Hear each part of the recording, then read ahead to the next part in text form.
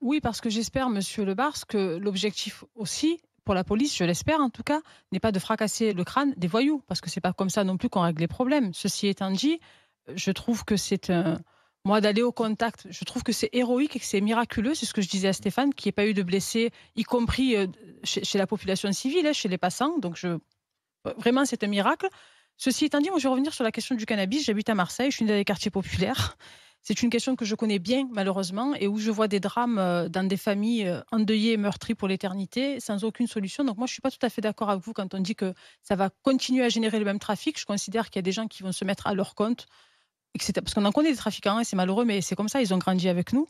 Ceci étant dit, concernant la prévention, on a eu tout à l'heure un témoignage hyper touchant d'un papa dont le fils était tombé là-dedans et qui ne pouvait pas aujourd'hui prévenir ça ni le soigner. Et je pense qu'en légalisant, on aura des moyens financiers plus importants pour avoir les moyens humains et les structures matérielles pour prendre en charge ces enfants, non seulement faire de la prévention dans les écoles, y compris avec la police, hein, pour dire ce que ça coûte, ce que ça fait, ce que ça coûte en termes de vie, de destruction de vie, des associatifs.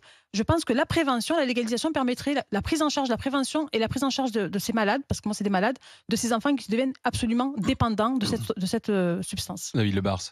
Mais sur ce point-là, je vous rejoins à 100%. Si la légalisation permet à l'État d'engendrer de l'argent pour investir dans la prévention, personne ne va contester ça, pas même un policier. Mon propos, c'est juste de vous dire que parlons de cannabis, parlons d'héroïne, parlons de cocaïne, parlons de crack. Demain, si on légalise, si l'État légalise, vous savez bien, vous et moi, que l'État ne se mettra pas à vendre un kilo de crack qu'il viendra en acheter, ni 20 cailloux de crack, pardon, 5 kilos de cannabis. Il va y avoir des quantités limitées et surtout des taux limités. Le cannabis, l'État va être obligé de vendre un cannabis léger, peut-être à 5, à 6 de THC. Qu'est-ce que font les voyous, les gros deals aujourd'hui? Ils vendent des produits de plus en plus forts, ils vendent des cannabis à 15-20% de THC. Moi, j'ai commencé ma carrière de policier, ça n'existait quasiment pas un cannabis aussi fort. Aujourd'hui, vous trouvez des produits extrêmement puissants et la concurrence criminelle, les mafias criminelles vont s'adapter si l'État prend une part du marché. Je dis juste que ces mafias criminelles vont s'adapter, vont vendre les produits que l'État ne vend pas et ça subsistera. Voilà, c'est juste